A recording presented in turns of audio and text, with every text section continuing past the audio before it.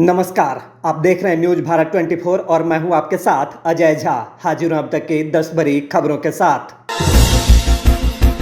प्रधानमंत्री नरेंद्र मोदी अमेरिका के 3 दिवसीय दौरे पर फिलाडेल्फी पहुंचे, जहां उनका जोरदार स्वागत किया गया। इसके बाद पीएम मोदी ने भारतीय समुदाय के लोगों से भी मुलाकात की। इसके साथ ही पीएम मोदी ने अमेरिकी राष्ट्रपति जो बाइडेन के गृहनगर डेलावेयर में आयोजित क्वाड शिखर सम्मेलन में शिरकत की। इसके बाद पीएम मोदी और सदस्य देशों के नेता कैंसर मूनशॉट इवेंट में शामिल हुए। अपने संबोधन के दौरान पीएम मोदी ने कैंसर की रोकथाम के लिए $7.5 मिलियन के पैकेज की घोषणा की। इसके साथ ही उन्होंने 4 करोड़ वैक्सीन डोज का भी ऐलान किया। पीएम मोदी ने कहा कि भारत का विजन है one earth one health. Bharat ने सर्वाइकल कैंसर के लिए अपनी वैक्सीन भी बनाई है और एआई की मदद से नए ट्रीटमेंट प्रोटोकॉल भी शुरू किए जा रहे हैं। एक्सेलेंसी, भारत अपना एक्सपीरियंस और एक्सपर्टाइज शेयर करने के लिए तैयार है। आज कैंसर केयर में काम करने वाले भारत के कई एक्सपर्ट्स इस इवेंट्स में हमारे साथ जुड़े हैं। भारत का विजन है वन अर्थ वन हेल्थ। इसी भावना से मैं क्वाड मूनशॉट इनिशिएटिव के तहत $7.5 मिलियन के सैपलिंग किट्स, डिटेक्शन किट्स और वैक्सीन का सहयोग देने की घोषणा करता हूं। केंद्रीय गृह मंत्री अमित शाह ने जम्मू कश्मीर के नौशेरा में भाजपा के प्रदेश अध्यक्ष रविंद्र रैना के समर्थन में रैली को संबोधित किया। अमित शाह ने कहा कि फारूक अब्दुल्ला और राहुल गांधी पाकिस्तान के साथ बातचीत के लिए प्रयासरत हैं। मैं फारूक अब्दुल्ला और राहुल गांधी को बताना चाहता हूं कि जब तक आतंकवाद का सफाया नहीं हो जाता, पाकिस्तान के साथ कोई बातचीत नहीं होगी। मैं अपने जम्मू कश्मीर के युवा शेरों से बात करूंगा, पाकिस्तान से नहीं। उन्होंने कहा कि अगर वे गोली चलाएंगे तो हम गोले से जवाब देंगे। भाइयों बहनों, ये कहते हैं पाकिस्तान के साथ वार्ता करो। फारूक साहब, राहुल बाबा, हम पाकिस्तान से वार्ता नहीं करेंगे। हम जब तक आतंकवाद समाप्त नहीं होता है, पाकिस्तान से वार्ता करने के पक्ष में नहीं है। अगर बात करनी है तो मेरे नौशेरा के शेरों के साथ बात करेंगे, पाकिस्तान के साथ क्यों करेंगे? ये एलओसी का ट्रेड शुरू करना चाहते हैं। ये आतंकवादियों को फिर से जेलों से मुक्त करना चाहते हैं। भाइयों बहनों, पत्थरबाज जेलों में है, आतंकवादी जेलों में है और एक फारूक अब्दुल्ला यहां आकर पीर पंजाल की इसी ओर जम्मू की पहाड़ियों में, रजौरी, पूंछ, डोडा में कहते हैं कि यहां आतंकवाद फैल जाएगा। मैं आपको बताता हूं नौशेरा वालों, फारूक साहब की जो इच्छा है वो छोड़ दो। नरेंद्र मोदी सरकार है, आतंकवाद को पाताल जितना गहरा दफनाने का काम ये भारतीय जनता पार्टी करे।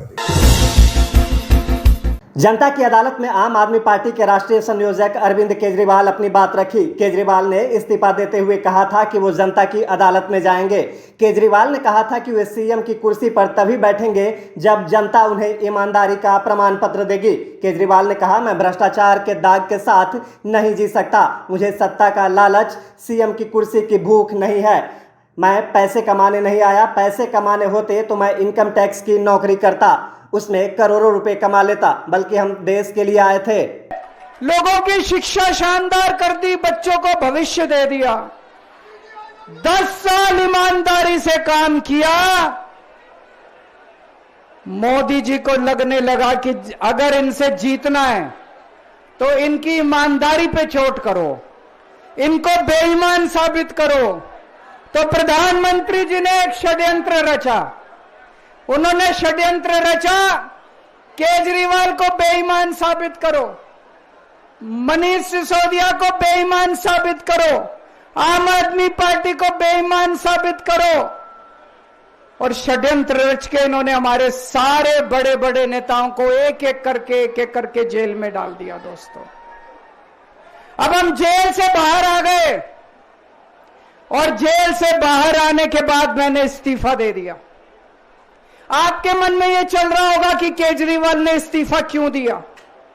मैंने इस्तीफा इसलिए दिया क्योंकि मैं ये सब करने के लिए, गंद करने के लिए नहीं आया था। मैं भ्रष्टाचार करने के लिए नहीं आया था। मैं सत्ता का लालच, सत्ता की भूख नहीं है मेरे को सीएम की कुर्सी की भूख नहीं है। मैं पैसे कमाने नहीं आया। पैसे कमाने होते इनकम टैक्स कमिश्नर की नौकरी करता था। उस नौकरी में जितने करोड़ों रुपए चाहता मैं कमा सकता था। दिल्ली के जंतर मंतर पर आम आदमी पार्टी ने जनता की अदालत लगाई। पूर्व उप मुख्यमंत्री मनीष सिसोदिया ने शराब नीति के दौरान अपने ऊपर हो रही जांच के बारे में बताते हुए कहा कि एक समय ऐसा आया था जब उन्हें अपने बेटे की कॉलेज की फीस भरने के लिए लोगों के सामने हाथ फैलाने पड़े थे। मनीष सिसोदिया ने कहा कि शराब घोटाले की जांच के दौरान ईडी ने मेरे सारे बैंक अकाउंट फ्रीज कर दिए थे। इन्होंने तो मेरा 2002 में खरीदा फ्लैट भी छीन लिया था। 17 महीने अंदर जेल में रखा। कारण और मकसद इनका एक ही था कि इनको तोड़ो, इनको अंदर से तोड़ो, इनको बाहर से तोड़ो, इनकी हिम्मत को तोड़ो, इनकी टीम को तोड़ो। लेकिन आज मैं खुशी के साथ कह रहा हूं और आप लोग भी इसी बात से उमंग में, उत्साह में, कि ना तो अंदर से हिम्मत टूटी और ना पार्टी टूटी। इसी बात को लेकर सब उत्साह में सब लोग। कितने मैसेज आते थे इनके, सही कह रहा हूं। मैंने कई लोगों से बात भी की, आप लोगों में से भी कई लोगों से बात हुई जो मेरे तक पहुंची। कई लोगों ने आके कहा मनीष जी किस चक्कर में पड़े हो, आ जाओ, जेल में सड़ा सड़ा के मार डालेंगे ये लोग, जानते नहीं हो आप इनको, आ जाओ, छोड़ दो, इधर आ जाओ, क्या होगा, जेल में कब तक पड़े रहोगे, अपनी सोचो। मुझे आगे ज्ञान भिजवाते थे। राजनीति में तो देखो सब ऐसे ही होता है, कोई किसी की नहीं सोचता। आपको आना चाहिए, आपको जेल से बाहर आना है तो आपको सुननी चाहिए इनकी बात। मुझे बता दे रहे आपकी वाइफ बीमार है, आपका बेटा पढ़ रहा है अभी कॉलेज में, सोचो अपने परिवार की सोचो, परेशान हो जाओगे। मेरे घर में, जो घर मैंने 2002 में जब मैं पत्रकार था 5 लाख रुपए में घर खरीदा था, उस घर को भी इन्होंने छीन लिया, अपने कब्जे में कर लिया। मेरे बैंक अकाउंट में सैलरी के 10 लाख रुपए पड़े थे, वो 10 लाख रुपए भी इन्होंने अपने कब्जे में कर लिए। पहले डराते थे, समझाते थे, बहलाते फुसलाते थे, मेरा घर छीन लिया जो मैंने 5 लाख रुपए में 2002 में खरीदा था, बोले इसको भी जब्त कर लेते हैं। मेरे अकाउंट में 10 लाख रुपए पड़े थे, वो भी जब्त कर लिए।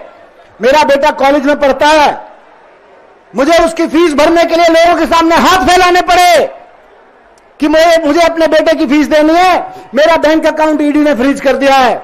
इस तरह से टॉर्चर करते थे, इस तरह से मेंटली हैरेस करते थे।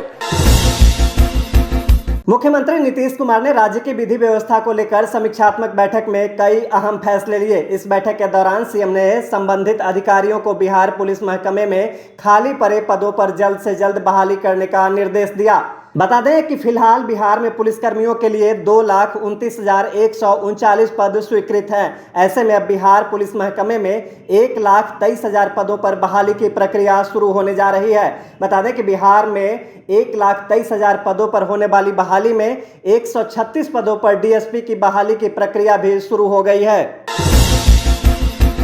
राष्ट्रीय बाल अधिकार संरक्षण आयोग की सर्वे रिपोर्ट में ऑनलाइन गेमिंग को लेकर एक चौंकाने वाला खुलासा किया है। इस सर्वे में आयोग ने बताया कि ऑनलाइन गेम खेलने में बिहार पहले स्थान पर है। बिहार के करीब 79% युवा ऑनलाइन गेमिंग से जुड़े हुए हैं। बड़ी बात यह है कि इस ऑनलाइन गेमिंग से नाबालिग बच्चे ज्यादा जुड़े हुए हैं। रिपोर्ट के मुताबिक 7 साल से लेकर 17 साल के बच्चे सबसे ज्यादा ऑनलाइन गेम खेलते हैं। राष्ट्रीय बाल अधिकार संरक्षण आयोग की माने तो बिहार के 79% बच्चे पूरे दिन में 8 घंटे अपना समय फोन में गेम खेलने में बिता रहे हैं। आयोग ने यह सर्वे जुलाई 2024 से लेकर अगस्त 2024 तक का किया है।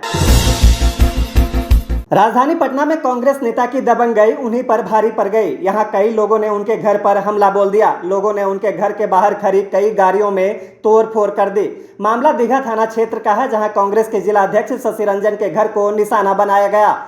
यहाँ बीती रात हुए इस हाई वोल्टेज ड्रामे की कई तस्वीरें भी सामने आई है। इस घटना के बाद से इलाके में तनाव का माहौल है। वहीं अब सुरक्षा व्यवस्था पर भी सवाल उठने लगे हैं कि आम जन तो भूल ही जाओ, राजनीतिक दल के नेता भी सेफ नहीं है। मिली जानकारी के अनुसार सबसे पहले कांग्रेस अध्यक्ष शशि रंजन ने एक लड़के की पिटाई की थी, जिसके चलते वह घायल हो गया था। इसी बात से नाराज युवक और उसके दोस्तों ने कांग्रेस के जिला अध्यक्ष के घर पर हमला किया।